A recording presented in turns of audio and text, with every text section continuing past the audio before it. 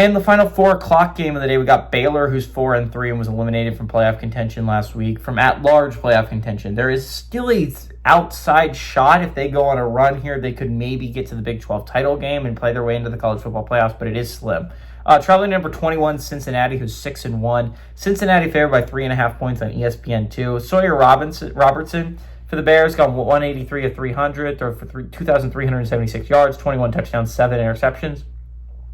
Bryson Washington's had 113 carries for 580 yards and 6 touchdowns. And Josh Cameron's had 40 catches for 542 yards and 3 touchdowns. Brendan Sorsby for the Bearcats got 120 of 183, threw for 1,732 yards, 18 touchdowns, 1 interception. What is heartbreaking is they've only thrown 1 interception, and that had to be the interception against Nebraska where they lost the game because of it. They would have at least sent that game to overtime if Sorsby doesn't throw that interception. They were in pretty solid field goal range at that point. Evan Pryor is at 53 carries for 412 yards and 2 touchdowns, and Caleb Goody's at 18 catches for 359 yards and 2 touchdowns. They've only played each other once. Baylor won in 2023. They won 32-29 when traveling to Cincinnati. They're doing it again.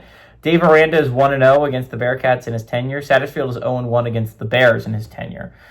Again, Cincinnati is a hyped-up team, and I legitimately believe that they deserve some hype. They're 6-1 heading into Week 9. That has not happened by accident, but they do have a very solid home win against Iowa State. I'm not going to overshadow that, but either that or the road trip to Kansas is their best win. They have yet to play some of the elite competition of the Big 12. That changes. They still got road trips against Utah and TCU on that schedule. That game against Utah next week, that could easily be a do-or-die game for Utah at home. They still have a very tough game against BYU on that schedule as well.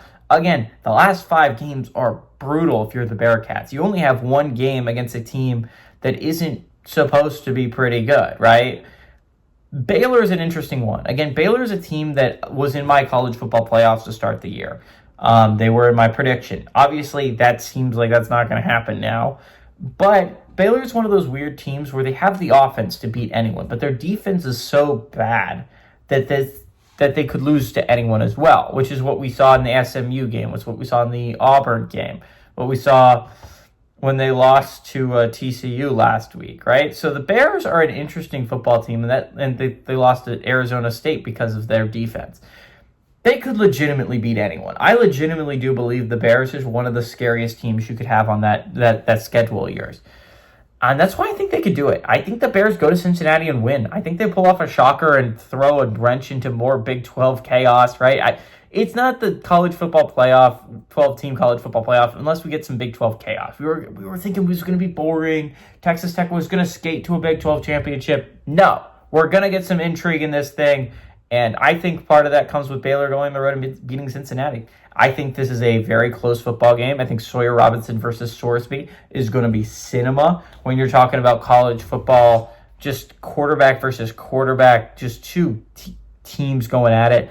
I think Baylor does a really good job, and I think they go on the road, and I think they pull off a shocker. Give me the Bears to upset the Bearcats on the road.